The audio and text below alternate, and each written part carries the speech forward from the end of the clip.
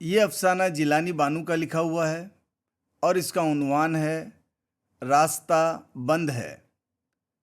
रास्ता बंद है। बढ़ते हुए जराइम और बेरोजगारी को कम करने के लिए अब चीफ मिनिस्टरों की तादाद बढ़ाने असेंबली की तरफ जाने वाले हैं, इसलिए रास्ता बंद है।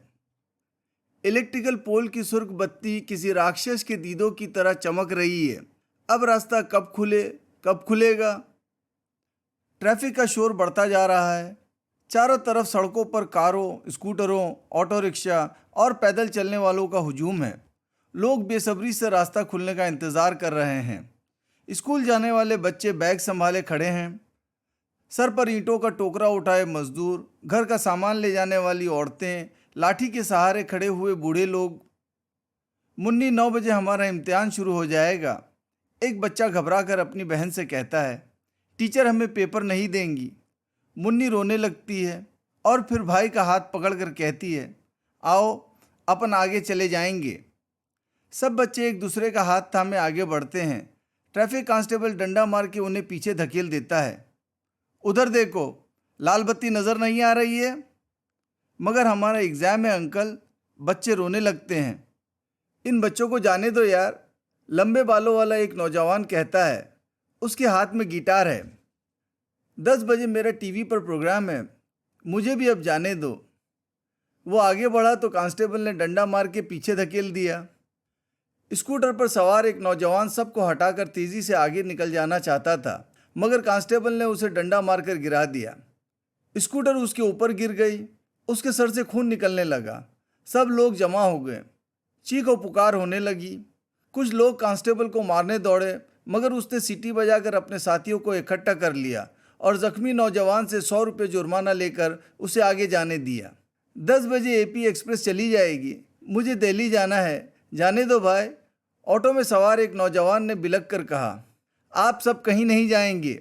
चीफ मिनिस्टर के आने तक कोई आगे नहीं बढ़ सकता। कांस्टेबल ने सीटी बजाकर सबको रोक दिया। ये रास्ता किधर जाता है? होंडा कार से मुंह बाहर निकालकर एक साहब ने रिक्शा वाले से पूछा। अभी तो किधर भी नहीं जाता साहब, रिक्शा वाले ने बेजार होकर कहा। चीफ मिनिस्टर के जाने के बाद मालूम होगा कौन सा रास्ता किधर जाता है। भाई साहब हमें जाने दो। ऑटो रिक्शा में बैठी एक औरत रो रो कर कांस्टेबल से कह रही थी, मेरी बेटी के बच्चा होने वाला है, उसे जल्दी से अस्पताल ले जाना है। अरे बस करो अम्मा, बच्चे पैदा करना। स्कूटर वाले एक नौजवान ने बेजार होकर कहा, सामने इतने बच्चे खड़े हैं, उन्हें आगे जाने का रास्ता नहीं मिल रहा है। ओ बाबू, इस लंगड़े लाचार को 1 रुपया दे दो, सुबह से भूखा हूँ, अल्लाह आपको 1000 रुपये देगा। एक साहब ने जल्दी से पर्स खोला, भिखारी को 1 रुपया दे दिया और भिखारी उसको बेशुमार दुआएं देने लगा। उन साहब के पास एक छोटी सी लड़की खड़ी थी। उसने अपनी अम्मा से पूछा, अम्मा क्या अल्लाह मियाँ भिखारी की दुआ सुन लेते हैं? तो फिर वो अपने लिए अल्लाह मियाँ से 1000 रुपये क्यों नहीं मांग लेता? ओफो, मुझे तो चक्कर आ रहा है, जाने रास्ता कब खुलेगा। मेरा प्रेशर बढ़ गया है। एक बूढ़े से साहब ने गिटार वाले नौजवान के कंधे पर सर रख दिया। आपका घर कहाँ है साहब? मैं आपको पहुँचा दूंगा। उनके करीब खड़े हुए ऑटो रिक्शा वाले ने बड़ी हमदर्दी से उन्हें देखा। मेरा घर कहाँ है? 30 बरस हो गए ये सोचते हुए कि क्या वो मेरा घर है। तुम कैसे पहुँचा दोगे? वहाँ जाने का रास्ता मैं भी नहीं जानता।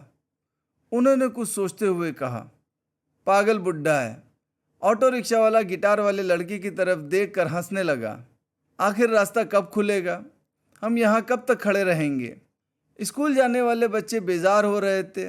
उन्होंने अपने पास खड़े हुए एक बूढ़े से पूछा। उसके सर पर ईंटों का टोकरा था, हाथ में बंधी हुई रस्सी थी। जाने रास्ता कब खुलेगा बेटे? मुझे देखो, इतना बोझ उठाए कब से खड़ा हूँ। लड़के ने बड़े गौर से बूढ़े को देखा और पास खड़ी अपनी बहन से बोला, मुन्नी क्या हम भी यहाँ खड़े खड़े इस आदमी की तरह बूढ़े हो जाएंगे? हमें पीछे लौटकर दूसरी सड़क पर भी नहीं जाने दे रहे हैं। एक साइकिल सवार ने कहा, चीफ मिनिस्टर आने वाले हैं, इसलिए सड़कों के किनारे वाली फलों तरकारियों की ट्रॉली, फुटपाथ पर सोने वाले अंधे अपाहिज फकीरों को हटाकर वहाँ सफाई की जा रही है। आज सड़कों पर इतनी सफाई क्यों हो रही है मम्मी? क्या मिनिस्टर के आने से कोई बीमारी फैल जाती है? एक बच्चे के इस सवाल पर आसपास खड़े हुए लोग हंसने लगे। फिर एक वैगन आकर सबको हटाती तेजी से आगे बढ़ने लगी। कांस्टेबल सीटी बजाकर उसकी तरफ दौड़ा। कार वाले ने कांस्टेबल के फैले हुए हाथ में कुछ दे दिया और कार आगे बढ़ गई। उस कार के आगे जाते ही हुजूम को हटाने के लिए जोर जोर से हारन बजाती एक और मैडम आगे बढ़ने लगी। कांस्टेबल ने सीटी बजाकर उन्हें रोका। मैडम जी, रास्ता बंद है। ऊपर नहीं देखा आपने? लेकिन मुझे अभी एक पार्टी में जाना है। हटो, तुम नहीं जानते मैं कौन हूँ। मैं एक पार्टी की मेंबर हूँ। मीटिंग में जा रही हूँ। लो देखो मेरा विजिटिंग कार्ड। मगर चीफ मिनिस्टर ने आपका रास्ता बंद कर दिया है, तो आप सोच लो मैडम जी कि आप किस पार्टी की दावत में जाएंगी अब। गिटार वाले लड़के ने हंसकर कहा तो आसपास खड़े हुए लोग भी हंसने लगे। कांस्टेबल फिर मैडम जी की कार के अंदर झांक कर कुछ बोला। मैडम ने उसके हाथ में कुछ थमा दिया और कार आगे चले गई। या अल्लाह, मेरे अल्लाह, रास्ता खोल दे। इतना बोझ उठाए कब तक खड़ी रहूं मैं। सर पर लकड़ियों का बोझा उठाए, गोद में बच्चे को संभाले, एक औरत रोने लगी। इतनी ज़ोर से क्यों चिल्ला रही हो अम्मा? गिटार वाले लड़के ने उससे कहा और उसके बच्चे को अपनी गोद में ले लिया। क्या तुम्हारे पुकारने से अल्लाह मियाँ रास्ता खोलने आ जाएंगे? अरे अल्लाह मियाँ किसी नेक बंदे को भेज दे जो आकर रास्ता खोल दे। औरत ने बेजार होकर कहा। ज़रा सुनिए मौलवी साहब, यह औरत क्या कह रही है? गिटार वाले के पास खड़े एक नौजवान ने मौलाना से कहा। हाँ, अब अल्लाह याद आ रहा है तुझे? मौलाना ने गुस्से में औरत की तरफ देखा। साले, शराब पीते हैं, झूठ बोलते हैं, गालियाँ बकते हैं, कभी नमाज नहीं पढ़ते, अल्लाह को याद नहीं करते। अपने आसपास इतने लोगों को देखकर मौलवी साहब ने वाज शुरू कर दिया। अरे चुप बैठो मौलवी साहब, औरत के पीछे खड़े एक मजदूर ने गुस्से में कहा। पेट भर के खाना खा लेते, वज़ू करने को पानी मिल जाता है, अच्छे कपड़े पहनकर आप नमाज पढ़ते हैं। हम क्या करते हैं? आकर देखो ना, दिन भर पत्थर फोड़ते हैं, ईंटों के टोकरे सर पर रखकर 3 मंजिल वाली बिल्डिंग पर जाते हैं। रात को उसी बिल्डिंग के नीचे पत्थर का तकिया बनाकर सो जाते हैं हम। चुप रहे भाई, इस वक्त लड़ाई झगड़े रहने दे, खड़े खड़े पांव थक गए, एक साहब ने बोर होकर कहा। हम क्यों लड़ाई करेंगे मौलवी साहब? बिल्डिंग बन गई है तो बिल्डर साहब हमारी झोपड़ी तोड़ रहे हैं, वहाँ से चले जाओ बोल रहे हैं। हम कहाँ जाएं? सर पर अपने सामान का टोकरा उठाए, बच्चों का हाथ थामे एक मजदूर औरत पूछ रही थी। उसके पीछे सर पर सामान के टोकरे उठाए 3-4 बच्चे खड़े थे। तो फिर क्या बिल्डिंग बनाने के बाद उस बिल्डिंग में रहने का इरादा था तुम्हारा? मौलवी साहब ने हंसकर पूछा। बिल्डिंग बनाने के लिए हमारी झोपड़ियाँ तोड़ दिए, हमारा सामान उठाकर फेंक दिए, कहीं भी चले जाओ बोल रहे हैं। अब दूसरी बिल्डिंग में काम मिलने तक हम कहाँ रहना साहब? बहुत से मजदूर औरतें बच्चों को गोद में उठाए सरों पर सामान रखे परेशान हो रही हैं। मर्दों ने ज़्यादा वजनी सामान सरों पर रख लिया था। सर पर लकड़ियों का बंडल उठाए एक बूढ़ी मजदूर औरत को ढकेल कर आगे बढ़ने लगी। बेटे, कोर्ट जाने का रास्ता किधर है? उसने गिटार वाले नौजवान से पूछा। कोर्ट? कोर्ट क्यों जा रही हो माता जी? एक स्कूटर वाले ने बूढ़ी औरत को हंसकर देखा। मैं अब वहाँ जाऊँगी। हमारे घर को तोड़ दिए, सामान फेंक दिए, क्या हम सड़कों पर रहेंगे अब? मैं वहाँ जाकर पूछूंगी जहाँ इंसाफ होता है। बूढ़ी औरत ज़ोर ज़ोर से रोने लगी। गिटार वाले लड़के ने उसे थाम लिया। आपके लिए वहाँ जाने का कोई रास्ता नहीं है माँ जी, जहाँ इंसाफ होता है। आगे रास्ता बंद है। मर्सिडीज़ कार में बैठने वाले साहब मुसलसल हारन बजाए जा रहे थे। वो अपने पास बैठे दोस्त से बातें कर रहे थे। आपके ऊपर तो कई करोड़ के स्कैम का केस चल रहा है।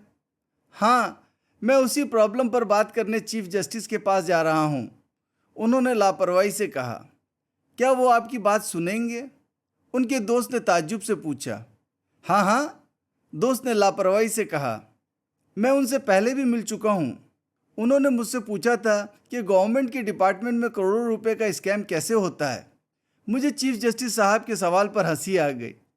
मैं बोला, बहुत मुश्किल काम है सर, आप जैसे लोग नहीं कर सकते। इसी कुर्सी पर बैठो और हमसे लेकर मौज मनाओ। उनको गुस्सा आ गया, आज मुझे बुलाए हैं। अरे अब क्या होगा? उनके दोस्त ने घबरा के कहा। अब उनके पीए से बात कर लेंगे, साहब के साथ कोई बात हो जाएगी। उन्होंने लापरवाही से कहा। मिनिस्टर साहब के आने में इतनी देर क्यों हो रही है? वो क्या कर रहे हैं अंकल? एक लड़के ने गिटार वाले से पूछा। बहुत काम करना पड़ता है मिनिस्टर को, गिटार वाले ने बच्चे को समझाया। मीटिंग में जाने से पहले उन्हें मेकअप रूम में जाना पड़ता है। आज किस पार्टी का कलर चेहरे पर लगाना है, फिर सोचना पड़ता है कौन सी पार्टी वाला ड्रेस बदलना है, और फिर टीवी पर जो कहना है वैसा ही मेकअप करना पड़ता है। हटो हटो, भागो भागो, रास्ता क्यों बंद कर दिए? चीखते चिल्लाते रोते हुए मर्दों औरतों का एक हुजूम आगे बढ़ने लगा। अच्छा, गरीबी ख़त्म करने के लिए मिनिस्टर जिन गरीबों को ख़त्म करने का प्लान बना लेते हैं, शायद आज वही ऐलान होने वाला है। मस्जिद में बम फेंक दिए तो हमारी बस्ती में पुलिस वाले आकर लोगों को मार रहे हैं। कितने लोग मर गए साहब? वो सब रो रहे थे, चिल्ला रहे थे। पुलिस को ये करना पड़ता है, वरना मीडिया में टीवी पर सरकार के काम का तमाशा कैसे दिखाएंगे? और फिर मगर उसकी बात अधूरी रह गई। बहुत से रोते चिल्लाते आदमी भागते हुए आए। वो सबको हटाकर आगे बढ़ने लगे और पुलिस वालों की लाठी की मार से रोने लगे। देखो, वो हमें मारने आ रहे हैं। वो तुम्हें क्यों मार रहे हैं? क्या तुम मुसलमान हो? नहीं, अब हम आगे वाले मंदिर में छुप जाएंगे, इसलिए तो बच गए आज, एक शेरवानी वाले मौलाना ने कहा। अच्छा, क्या मंदिर के अंदर चले जाओगे? गिटार वाले ने हंसकर कहा। पहले पुजारी को बताना पड़ेगा कि तुम ब्राह्मण हो, शूद्र हो, तुम्हारे हाथ में कितने बम हैं। अब भगवान के सामने जाने से पहले भी सिक्योरिटी गार्ड तलाशी लेता है पुजारी। ओ छोकरे, अपनी ज़बान बंद कर, बहुत देर से तेरी बकवास सुन रहा हूँ। एक साहब ने गुस्से से कहा। लोग परेशान हैं, तू टीवी का कॉमेडी प्रोग्राम कर रहा है। चीफ मिनिस्टर आने वाले हैं, आप लोग शांत रहें, हम उनका रास्ता रोक देंगे। उनसे पूछेंगे कि वो हमारे लिए क्या करने वाले हैं। उन साहब ने परेशान लोगों को समझाया। मुझे मालूम है कि चीफ मिनिस्टर क्या कहेंगे। गिटार वाले लड़के ने हाथ उठाकर सबके सामने आकर मस्खरे की तरह गर्दन ऊंची करके ज़ोर ज़ोर से कहा। आप सबकी विपदा सुनकर मुझे बहुत दुख हुआ। अब मैं ऐलान करता हूँ कि जो हिंदू हैं उन्हें आग में झोंक दो, जो मुसलमान हैं उन्हें खाक में मिला दो। जय हिंद। ये था जिलानी बानू का लिखा हुआ अफसाना रास्ता बंद है।